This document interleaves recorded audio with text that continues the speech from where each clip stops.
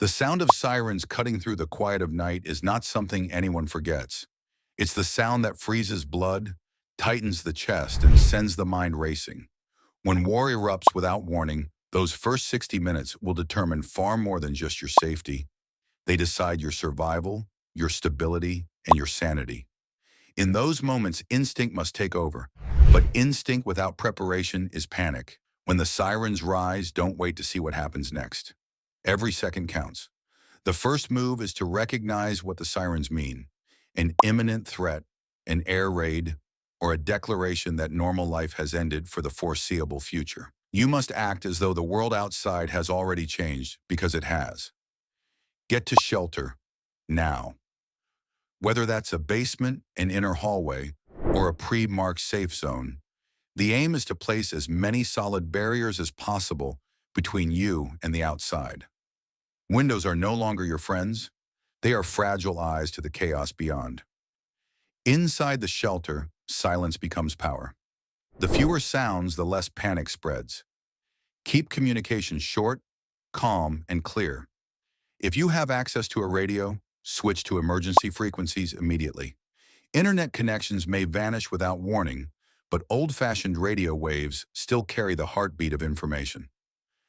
This is where the first test begins: staying calm enough to absorb instructions instead of letting fear dictate your next move. In those first minutes, you must secure three things: air, water, and awareness. If the air feels tainted, chemical, smoky, metallic, use improvised filters. Wet clothes over the mouth and nose work better than nothing. Keep bottled water close.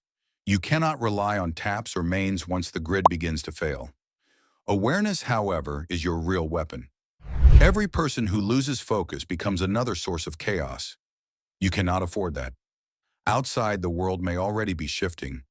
Power grids flickering, vehicles frozen mid-street, the hum of distant explosions pressing against your ribs.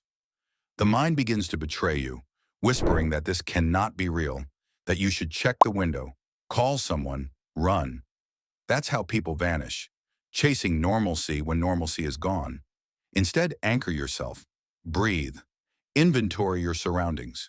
Know who is with you and what you have. This is not panic time. It's transition time. The hour when you stop being a civilian and start being a survivor. If you're with family or others, establish a silent hierarchy. One person listens for updates, another checks supplies, another keeps an eye on any entry points.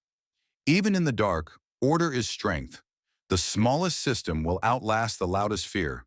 If alone, talk to yourself. Yes, aloud. The sound of your voice can prevent your thoughts from spiraling.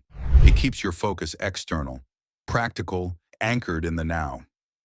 And then comes the hardest part: waiting. The sirens may stop. Silence might fall. That silence is a lie. It is the pause before the next wave. Do not move until you know it's safe. If you must, peek through narrow slits or use reflections to observe without exposing yourself. Keep your devices charged but dark. The glow of a screen can be seen through cracks in curtains or vents. Light becomes a signal, darkness becomes armor. You'll feel time stretch, every minute an eternity. The body might shake, muscles tightening with adrenaline, like an endless set of push-ups against fear itself. Let it. Channel that tension. Do slow, controlled movements. Flex fingers, stretch, breathe through clenched teeth. Survival is not just about the external, it's about mastering your own pulse. The war outside is mirrored by the war inside. By the end of the first hour, your surroundings will define your next move. If the structure holds, you stay. If the sound of collapse begins, you crawl, not run, to secondary shelter. The difference between rashness and readiness is life. What you do in those 60 minutes will echo in every hour that follows. Sirens at night are not just a warning. They are an awakening, a brutal, sudden demand for clarity and courage. When they wail, you have already entered the test. The first 60 minutes are your initiation into survival. Fail to act, and you freeze in history. Act with focus, and you endure, perhaps not unscathed, but undeniably alive. Thanks for watching. Don't forget to like and subscribe to our YouTube channel.